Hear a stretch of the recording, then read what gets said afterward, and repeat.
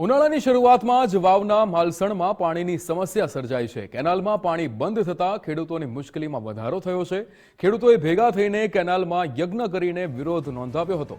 માલસણની branch કેનાલમાં ખેડૂતોએ યજ્ઞ કરીને વિરોધ કર્યો હતો। કોંગ્રેસના પૂર્વ ધારાસભ્ય ગુલાબસિંહ રાજપૂત પણ ત્યાં ઉપસ્થિત રહ્યા હતા। કેનાલમાં પાણી બંધ થતાં ઘાસચારાની તંગી પણ ઊભી થશે। વિરોધ કરી ખેડૂતોએ કેનાલમાં પાણી આપવાની માંગ કરી।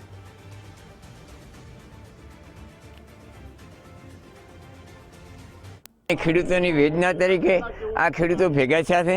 આમાં કોઈ પણ આગેવાન હોય, કોઈ પણ હોય, દરેક ખેડૂત તરીકે છે। કોઈ પક્ષ તરીકે નથી આવ્યા અને સરકારને એમ કહેવાનું માગે છે કે જો પેલું પાણી આલ્યું એ પાણી બંધ ન કર્યો તો સારું હતું, અથવા પાણી ચાલુ રાખ્યો હતો। અત્યારે ખેડૂતો એક ખેડૂત 10 થી 20 હજારનો ખર્ચો કરીને બેઠો છે, એને બીજું પાણી મળ્યું નથી અને 31 જાણે આ પાણી સતત બંધ કરી દેવામાં આવ્યું છે। એનાથી ખેડૂતોને કરોડોનું નુકસાન છે, લાખોનું નુકસાન છે। ખેડૂતોના બે હાલ થઈ ગયા છે। આ બધાની એક જ રાત છે સરકાર અમને પાણી આલે અને સરકાર પાણી આલે તો અમારો માલ બચે, અમે પશુપાલન કરી કહો કે અમે કોઈ પણ અમારા વ્યવસાય થાય। અમે ખેતીવાડી જોડે જોડાયેલા છે એટલે ખેતીવાડીનો વ્યવસાય થઈ કે અત્યારે માણસોને હાલ બે હાલ થઈ ગયા છે।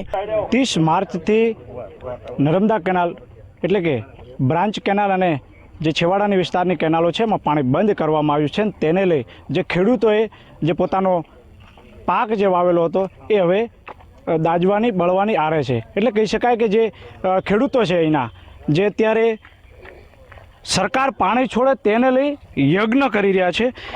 અત્યારે માલસણ બ્રાન્ચની અંદર આ યજ્ઞ થઈ રહ્યો છે, જેની સાથે ખેડૂતો છે, થરાદના ધારાસભ્ય ગુલાબસિંહ રાજપૂત છે, કોંગ્રેસના અગ્રણી કેપી ગઢવી સાહેબ પણ છે। અત્યારે યજ્ઞ થઈ રહ્યો છે, પાણી છોડે તેને લઈને આ યજ્ઞ કરવામાં આવી રહ્યો છે।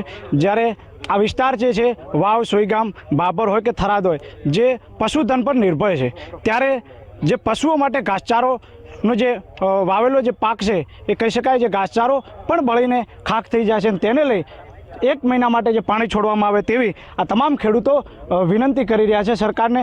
કહી શકાય કે બનાસકાંઠાના સાંસદ ગેનીબેન ઠાકોરે પણ પત્ર લખી મુખ્યમંત્રીને રજૂઆત કરી છે। ત્યારે થરાદના પૂર્વ ધારાસભ્ય ગુલાબસિંહ રાજપૂતે પણ પત્ર લખી પાણી છોડવા માટે વિનંતી કરી છે।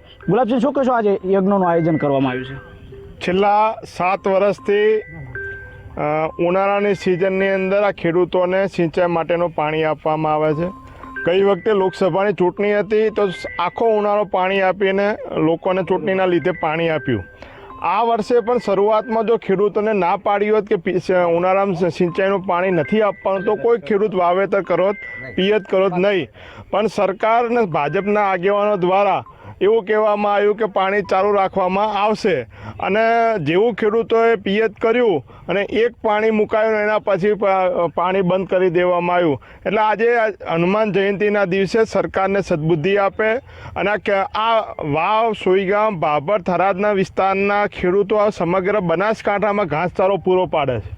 જો આ વિસ્તારમાં ઘાસચારો નહીં હોય તો આખા બનાસકાંઠામાં પશુપાલન ઉપર નિપટો જિલ્લો છે તો મોટાભાગના તાલુકામાં આ તાલુકામાંથી ઘાસચારો પૂરો પડે છે તો ત્યાં પણ ઘાસચારાનું સંકટ ઊભું થવાનું પશુપાલન માટે।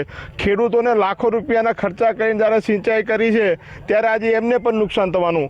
તો આતા થરાદના પૂર્વ ધારાસભ્ય ગુલાબસિંહ સીધો આક્ષેપ કરી રહ્યા છે કે જ્યારે વાવના ધારાસભ્ય કોંગ્રેસના હતા ત્યારે ખેડૂતોને પાણી મળતું હતું, પરંતુ હવે ભાજપના ધારાસભ્ય છે એ સમયે પણ ખેડૂતોને પાણી નથી મળતું।